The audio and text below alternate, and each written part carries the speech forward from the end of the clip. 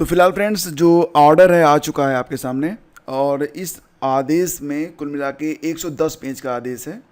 और 110 पेज के इस आदेश में हर बात बहुत ही क्लियर कट यहाँ पर बताई गई है कि टीटी किसके लिए ज़रूरी है, किसके लिए ज़रूरी नहीं है, और किसको टीटी से यहाँ पर छूट भी दी गई है। ठीक है, तो कुल मिला के 110 पेज है पूरा। इसमें जो इतिहास है, मतलब ये जो अपील हुई है, तो इस अपील के रिगार्डिंग हर बिंदु को यहाँ पर रखा गया है। लेकिन हम डायरेक्ट आपको लेके चलेंगे उन बिंदुओं पर जो कि आपके लिए बहुत ही इम्पोर्टेंट हैं और जिसके लिए आप हमसे यहाँ पर जुड़ रहे हैं। तो फ्रेंड्स, कुल मिला के 110 पेज का यह आदेश आपके सामने है। लेकिन यहाँ पर जो चीज़ आप जानना चाहते हैं वो आपको देखने को मिलेगा यहाँ से, यानी कि पॉइंट नंबर 214 से, order on applicability of TET to in service teachers. ठीक है, तो जो सेवारत अध्यापक हैं उनके लिए टीईटी के बारे में सारे बिंदु यहाँ पर दिए गए हैं। बिंदु 214, 215, 216, 217, 218 और 219। अब यहाँ पर जो भी पॉइंट्स बताए गए हैं मैं इनको बहुत ही क्लियर आपको बताना चाहूँगा। सारी बातें आप ध्यान से सुन लीजिए और हर बात बिल्कुल क्लियर हो जाएगी। यहाँ पर देखिए कहा गया कि per the detailed discussion above and resting on the same we hold that the provisions of RT act मतलब right to education act have to be complied with by all school as defined in section 2N of RT Act except the school established and administered by the minority, whether religious or linguistic, till such time the reference is decided and subject to the answer to the questions formulated above under section 7। Logically तार्किक रूप से it would follow that in service teacher, irrespective of the length of their service, would also be required to qualify the TET to continue in service।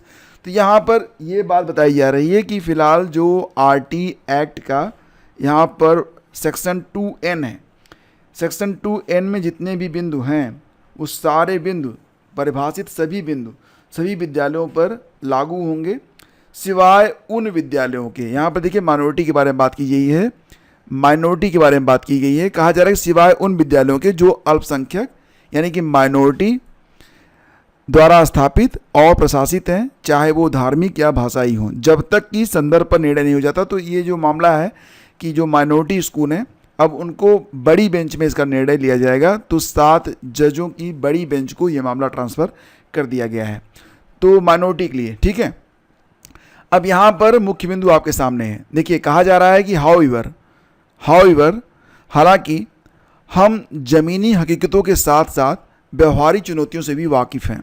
We are mindful of the ground realities, ज़मीनी हकीकत as well as the practical challenges.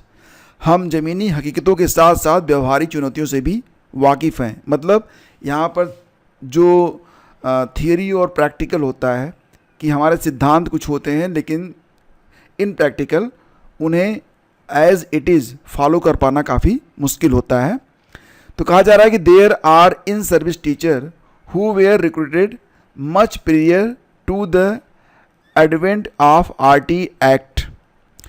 तो ऐसे सेवारत शिक्षक भी हैं जिनकी भर्ती शिक्षा का अधिकार अधिनियम लागू होने से बहुत पहले हुई थी। अब यहाँ पर मैं आपको हर बात इंग्लिश टू हिंदी नहीं, मैं आपको बताता हूँ कि इसका सारांश क्या है। ठीक है, तो ये पैरा नंबर 215 क्या कहता है कि ऐसे भी शिक्षक हैं, सेवारत हैं जो जिनकी भर्ती शिक्षा का अधिकार अधिनियम लागू होने से बहुत पहले हुई थी और जिन्होंने 2 या 3 दशकों से भी ज़्यादा समय तक सेवा दी है। 2 या 3 दशक, even 3 decades of service, the more than 2 or even 3 decades, 2 या 3 साल, 2 या 3 दशक, 20 या 30 साल तक वे बिना किसी गंभीर शिकायत के अपनी पूरी क्षमता से अपने छात्रों को शिक्षा प्रदान कर रहे हैं। They have been imparting education to their students to the best of their ability without any serious complaint. उनके खिलाफ कोई भी कंप्लेंट नहीं है। ऐसा नहीं है कि जिन छात्रों को गैर टीटी उत्तीर्ण शिक्षकों ने शिक्षा दी है उन्होंने जीवन में कोई उपलब्धि हासिल नहीं है। It is not that the student who have been imparted education by the non-TET qualified teachers have not shown in life। तो कहा यह जा रहा है कि ऐसे शिक्षकों को केवल इस आधार पर सेवा से हटाना कि उन्होंने टीटी उत्तीर्ण नहीं किया है थोड़ा कठोर प्रतीत होता है। हालांकि हम इस स्थापित कानूनी स्थिति से अवगत हैं कि किसी कानून के क्रियान्वयन को कभी भी बुराई नहीं माना जा सकता। ठीक है, तो यहाँ पर ऐसे शिक्षक जो कि आरटी एक्ट के लागू होने से पहले शिक्षक बने हैं, जिन्होंने टेट पास नहीं किया है, 20-30 साल जिन्होंने सेवा दी है और जिनके खिलाफ कोई भी यहाँ पर अभी कंप्लेन नहीं हुआ है, और ऐसा भी नहीं कि जिनको इन्होंने पढ़ाया वो जीवन में कुछ कर नहीं पाए, तो सिर्फ इस आधार पर उन्हें हटा देना कि उन्होंने टेट पास नहीं किया है, ये थोड़ा कठोर प्रतीत होता है। मतलब यहाँ पर मानवीयता के आधार पर सुप्रीम कोर्ट ने विचार किया है। दोस्तों अगला पॉइंट है पॉइंट नंबर 216। पहले इंग्लिश पढ़ लेते हैं फिर हिंदी बताते हैं। Bearing in mind their predicament we invoke our powers under article 142 of constitution of India and direct that those teachers who have less than 5 year service left. ऐसे शिक्षक जिनकी सेवा में 5 साल से कम का समय बचा हुआ है as on date may continue in service till they attain the age of superannuation without qualifying in TET. However, we make it clear that if any such teacher having less than 5 years service left aspire for promotion, he will not be considered eligible without he having qualified the TET। समझ रहे हैं बात? तो मतलब यहाँ पर ये कहा जा रहा है कि ऐसे शिक्षक जो टेट पास नहीं हैं और जिनकी नियुक्ति आरटी एक्ट से पहले हुई है, तो उनकी दुर्दशा को ध्यान में रखते हुए हम भारत के संविधान के अनुच्छेद 142 के तहत अपनी शक्तियों का प्रयोग करते हुए निर्देश देते हैं कि जिन शिक्षकों की आज की तारीख में 5 वर्ष से कम सेवा शेष है, यानी कि जिनका जो अभी सर्विस है वो 5 साल से कम है, वो टीटी उत्तीर्ण किए बिना सेवानिवृत्ति की आयु प्राप्त करने तक सेवा में बने रह सकते हैं। तथापि हम यह स्पष्ट कर देते हैं कि यदि कोई ऐसा शिक्षक जिसकी सेवा अवधि 5 वर्ष से कम बची है पदोन्नति की आकांक्षा रखता है तो उसे टेट उत्तीर्ण किए बिना पात्र नहीं माना जाएगा। मतलब वो अपनी सर्विस कंटिन्यू रख सकते हैं, लेकिन शर्त ये है कि उनका प्रमोशन, वो उनका जो पदोन्नति है वो नहीं किया जाएगा क्योंकि उन्होंने टेट पास नहीं किया है। अगर पदोन्नति लेनी है तो फिर टेट पास उनको करना पड़ेगा। समझ गया? पॉइंट नंबर 217 को देखते हैं। तो कहा जा रहा है कि in so far as in service teachers recruited prior to enactment of RT act and having more than 5 year to retire on superannuation are concerned. अब कह रहे हैं कि जहां तक आरटी अधिनियम के लागू होने से पहले भर्ती किए गए सेवारत शिक्षकों और जिनकी सेवानिवृत्ति के लिए 5 वर्ष से अधिक का समय है का संबंध है, उन्हें सेवा में बने रहने के लिए तिथि से 2 वर्ष के भीतर टेट उत्तीर्ण करना अनिवार्य होगा। ठीक है, मतलब अगर उनकी सर्विस 5 साल से ज़्यादा है तो 2 साल के अंदर अंदर उन्हें टेट पास करना होगा। ठीक है, यदि ऐसे शिक्षकों में से कोई भी हमारे द्वारा दी गई समय सीमा के भीतर टीटी उत्तीर्ण करने में विफल रहता है, ठीक है, कह रहे हैं if any of such teachers fail to qualify the TET within the time that we allowed they shall have to quit service. उन्हें सेवा को छोड़ना पड़ेगा, उन्हें सेवा छोड़नी पड़ेगी, मतलब उनकी सेवाएं समाप्त कर दी जाएंगी। समझ रहे हैं बात? यहाँ पर क्या कहा जा रहा है, बहुत ध्यान समझिएगा बात को। ठीक है, अब यहाँ पर देखिए, दे में बी कंपल्सरी रिटायर्ड, उन्हें अनिवार्य रूप से रिटायर किया जा सकता है और उन्हें जो भी सेवांत लाभ पाने के वे हकदार हैं उनका भुगतान किया जाएगा। And paid whatever terminal benefits they are entitled to. We add a rider that to qualify the terminal benefits Such teachers must have put in qualifying period of service in accordance with the rules. If any teacher has not put in qualifying service and there is some deficiency, his her case may be considered by the appropriate department in the government upon a representation being made by him her. ठीक है, तो क्या कह रहे हैं, यदि ऐसे शिक्षकों में कोई भी हमारा द्वारा दी गई समय सीमा के भीतर टीईटी उत्तीर्ण करने में विफल रहता है तो उन्हें सेवा छोड़नी पड़ेगी। उन्हें अनिवार्य रूप से सेवानिवृत्त किया जा सकता है और उन्हें जो भी सेवाएं यानी कि सेवांत लाभ प्राप्त करने का भी अधिकार है, जिसके वो हकदार हैं, उनका भुगतान किया जाएगा। हम एक शर्त जोड़ते हैं कि सेवांत लाभ के लिए अर्हता प्राप्त करने के लिए ऐसे शिक्षकों को नियमों के अनुसार सेवा की अर्हता अवधि पूरी करनी होगी। यदि किसी शिक्षक ने अर्हक सेवा पूरी नहीं की है और कोई कमी है तो उनके द्वारा अभ्यावेदन के दिए जाने पर सरकार में उपयुक्त विभाग उनके मामले पर विचार कर सकता है। नेक्स्ट है, subject to what we have said above, उपरोक्त कथन के अधीन यह पुनः दोहराया जाता है, reiterated that those aspiring for appointment and those in service teacher aspiring for appointment by promotion must however qualify the TET or else they would have no right of consideration of their candidature।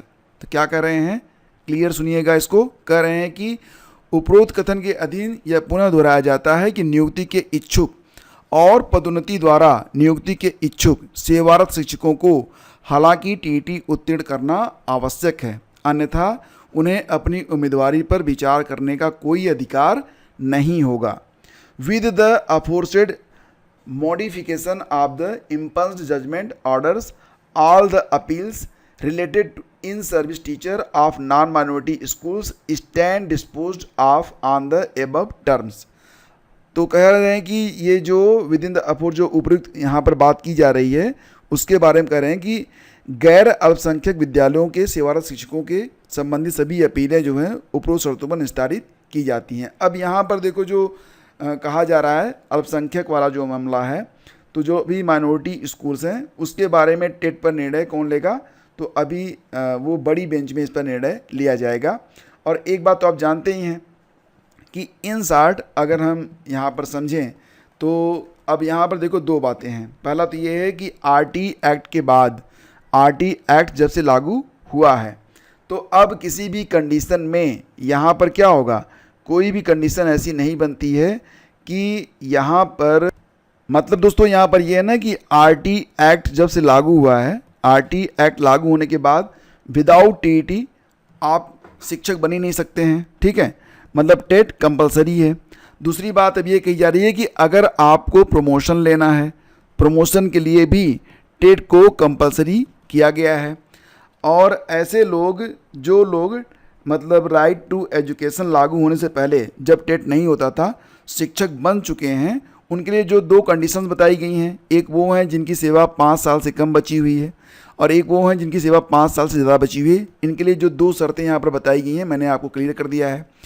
अब एक बात तय है कि अगर आपको शिक्षक रहना है तो टेट पास करना कंपलसरी है और अगर प्रमोशन चाहिए तो भी आपको टेट पास करना कंपलसरी है। अब यहाँ पर जो प्रमोशन होते हैं दोस्तों ये इस प्रकार से होते हैं, मान लेते हैं कि आप क्लास 1 to 5 के टीचर हैं और आपको हेड बनना है तो इसमें भी प्रमोशन हो रहा है आपका ना, तो यहाँ पर भी आपसे टेट मांगा जाएगा। या फिर आप 1 to 5 के टीचर हैं या फिर आप 1 to 5 में हेड हैं, आप जूनियर में जा रहे हैं तो यहाँ पर भी आपसे टेट मांगा जाएगा। मतलब ये है कि टेट कंपलसरी है। अगर प्राइमरी में आप सहायक अध्यापक से हेड बनते हैं तो आपको पेपर 1 टेट का पेपर 1 पास करना पड़ेगा और अगर आप प्राइमरी से जा रहे हैं जूनियर में तो आपका टेट का जो है पेपर 2 पास करना पड़ेगा। ठीक है, और ऐसे लोग जो लोग टेट पास नहीं हैं और जिनकी नियुक्ति जो है आरटी एक्ट से पहले हुई है और जिनकी सेवाएं 5 साल से ज़्यादा बची हुई हैं, अगर वो 2 साल के अंदर अंदर टेट पास नहीं करते हैं तो उनकी सेवा इन शॉर्ट समाप्त कर दी जाएगी। बाकी ऑर्डर आपके सामने हैं और मैंने केवल प्रमुख बिंदुओं को यहाँ पर आपके सामने रखा है। बाकी बातें अंडरस्टूड हैं। आपको पता है कि आरटी एक्ट के बाद शिक्षक बनने के लिए आप बिना जो है टेट पास के शिक्षक बन ही नहीं सकते हैं, चाहे आप 1 to 5 में बनना चाहें, चाहे आप 6 to 8 में बनना चाहें। तो दोनों में ही यहाँ पर बात कही गई है जो कि टेट कंपलसरी है। अब जो लोग बिना टेट के थे उनके लिए यहाँ पर क्लियर कर दिया गया है कि जो लोग 5 साल से ज़्यादा सर्विस वाले हैं वो 2 साल में टेट पास करें, और जो लोग 5 साल से कम सर्विस वाले हैं वो अपने पद पर रह सकते हैं, लेकिन प्रमोशन की डिमांड वो नहीं कर सकते हैं। तो उम्मीद करता हूँ कि ये आपको बिल्कुल क्लियर हो गया होगा कि आदेश में क्या है। अगर किसी बिंदु पर आपको कोई अभी भी डिफ़िकल्टी, कठिनाई हो रही है तो कमेंट करिएगा, और अगर आप संतुष्ट हैं दोस्तों, जहाँ तक मुझे लगता है कि इतना क्लियर एक्सप्लेनेशन आपको शायद ही किसी ने दिया हो। हालांकि बहुत सारे चैनल हैं जो कि आपको कम से कम 20-20, 25-25 मिनट तक आपको जो है आधे घंटे तक आपको लेक्चर दिए हैं, लेकिन ये सारी चीज़ें आपको नहीं पता होंगी जो चीज़ें मैंने आपको बताई हैं। तो लाइक और शेयर कर दीजिएगा। तो मैं भी आपका बहुत आभारी रहूँगा। थैंक यू दोस्तों।